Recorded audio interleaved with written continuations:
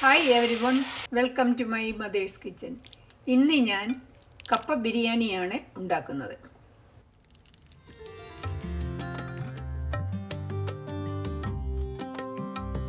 ആദ്യം ഞാൻ കപ്പ വേവിച്ചെടുക്കുകയാണ്.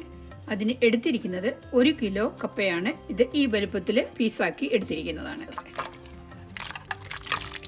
1/2 ടീസ്പൂൺ ഉപ്പ്, 1/2 ടീസ്പൂൺ മഞ്ഞൾപ്പൊടിയും കൂടി ചേർത്ത് വേവിക്കുകയാണ്. കപ്പ വേകുന്ന നേരത്തെ ഇറച്ചിയും കൂടെ വേവിക്കാൻ വെക്കുകയാണ്. ഈ ചട്ടിയിലേക്ക് ഞാൻ 1 ടേബിൾ സ്പൂൺ വെളിച്ചെണ്ണയാണ് ഒഴിക്കുന്നത്. ഈ എണ്ണയിലേക്ക് 1/2 ടീസ്പൂൺ ജീരകമാണ് ഇടുന്നത്. ഈ ജീരകം ഓപ്ഷണലാണ്, ഇഷ്ടമുള്ളവർ മാത്രം ചേർത്താൽ മതി. 2 തണ്ട് കറിവേപ്പില. 1 കിലോ എല്ലോടുകൂടിയുള്ള ഇറച്ചിയാണ് ചേർക്കുന്നത്. ഇനി ഇത് മൂടി വെച്ച് വേവിക്കണം. ഈ ഇറച്ചിയിൽ വേഗം വെക്കുന്ന സമയത്ത് ഇച്ചിരി ഉപ്പും കൂടി ചേർക്കണം. ഞാനൊരു 1/2 ടീസ്പൂൺ ഉപ്പും കൂടി ചേർക്കുകയാണ്. കപ്പ വെന്തിട്ടുണ്ട്. ഇതിനി ഊറ്റിയെടുക്കുകയാണ്. ഇനിയും ഇറച്ചിയുടെ അരപ്പിനുള്ള തേങ്ങ വറുത്തെടുക്കുകയാണ്. 2 കപ്പ് തേങ്ങയാണ് എടുത്തിരിക്കുന്നത്. നന്നായിട്ട് ചുവക്കെ വറുത്തെടുക്കണം.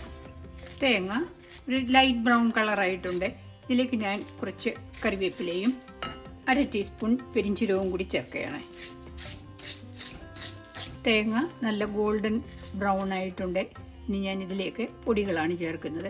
1/2 ടീസ്പൂൺ മഞ്ഞൾപ്പൊടി, 2 ടീസ്പൂൺ എരിവുള്ള മുളക് പൊടി, 1 ടീസ്പൂൺ കാശ്മീരി മുളക് പൊടി, 2.5 ടേബിൾ സ്പൂൺ മല്ലിപ്പൊടി, 2 ടീസ്പൂൺ ഗരം മസാലപ്പൊടി. ഹോം മെയ്ഡ് ഗരം മസാലപ്പൊടി ഉണ്ടാക്കുന്ന റെസിപ്പി ഞാൻ ഇട്ടിട്ടുണ്ട്, അത് വേണമെങ്കിൽ നോക്കുക. 1/2 ടീസ്പൂൺ കുരുമുളക് പൊടി. പൊടികൾ ചേർത്തതിന് ശേഷം ഞാൻ 1 മിനിറ്റോളം തേങ്ങ ഇളക്കി കൊടുത്തു. ഞാനിനി സ്റ്റൗ ഓഫ് ആക്കുകയാണ്. തേങ്ങ നന്നായിട്ട് തണുത്തതിന് ശേഷം അരച്ചെടുക്കണം. ഈ പാത്രത്തിൽ തന്നെ തേങ്ങ വെക്കുകയാണെന്ന് വരിയിൽ കുറച്ച് സമയത്തേക്ക് ഇളക്കി കൊടുക്കണം, കാരണം തേങ്ങ വറുക്കാൻ. അല്ലെന്നൊരിയിൽ ഈ പാത്രത്തിൽ നിന്നും മാറ്റണം, പെട്ടെന്ന് കരിഞ്ഞു പോകും. തേങ്ങ വറുത്തെടുത്തു. ഇനിയും സവോളയും ഇഞ്ചിയും പച്ചമുളകും കൂടി വഴറ്റിയെടുക്കുകയാണ്. ഈ പാനിലേക്ക് ഞാനൊരു 1.5 ടേബിൾ സ്പൂൺ വെളിച്ചെണ്ണയാണ് ഒഴിക്കുന്നത്. ഇതിലേക്ക് 2 വലിയ സവോള കനം കുറച്ച് നീളത്തിലരിഞ്ഞെടുത്തത്, ഇതിലേക്ക് ഒരു 6 വലിയ വെളുത്തുള്ളി ചതച്ചത്, 5 പച്ചമുളക് ചതച്ചത്, 2.5 ഇഞ്ച് നീളത്തിലുള്ള ഇഞ്ചി ചതച്ചെടുത്തത്, 2-3 തണ്ട് കറിവേപ്പില.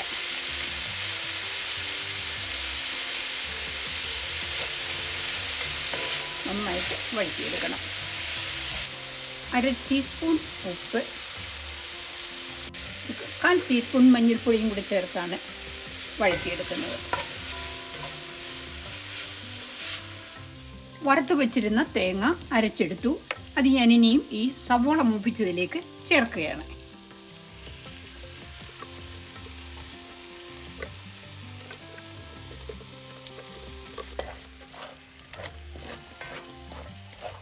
ഈ അരപ്പ് ഒരു 1-2 മിനിറ്റ് നേരത്തേക്കൊന്ന് മൂപ്പിച്ചെടുക്കണം. ഞാൻ ഈ പാത്രം ഇത് കഴുകി, ഈ ജാർ കഴുകി വെള്ളം കൂടി ഇതിലേക്ക് ഒഴിക്കുകയാണ്.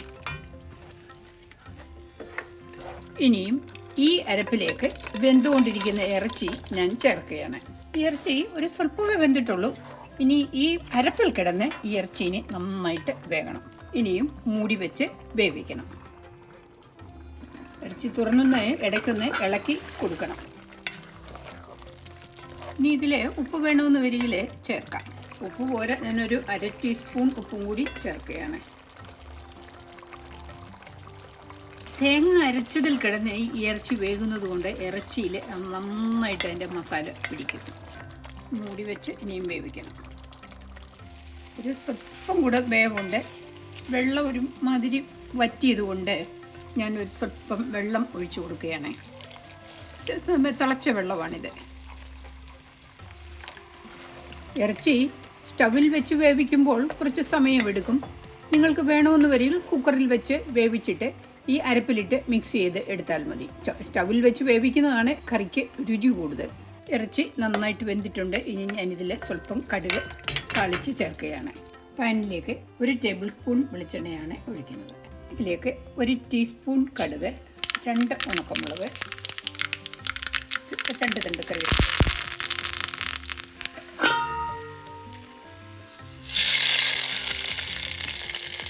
ഇറച്ചി സ്റ്റൗവിലേക്ക് ഒന്നുകൂടെ മാറ്റുകയാണ്. ഇനിയും ഇറച്ചിയിലേക്ക് കപ്പ ചേർക്കാൻ പോവുകയാണ്. അപ്പോൾ ചേർക്കുന്നതിന് മുൻപേ ഞാനൊരു പകുതി കറി ഇങ്ങ് എടുത്ത് മാറ്റുകയാണ്.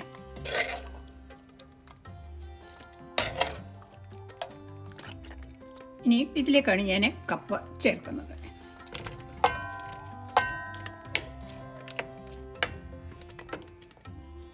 മാറ്റിവെച്ച ഇറച്ചിയും കൂടെ ചേർക്കുകയാണ്. ഇനി ഇതിൻ്റെ മുകളിൽ ബാക്കി കപ്പയും കൂടെ ചേർക്കുകയാണ്. ബാക്കി കപ്പയും കൂടെ ചേർത്ത് മൂടി വെച്ച് ഒന്നും കൂടെ വേവിക്കണം.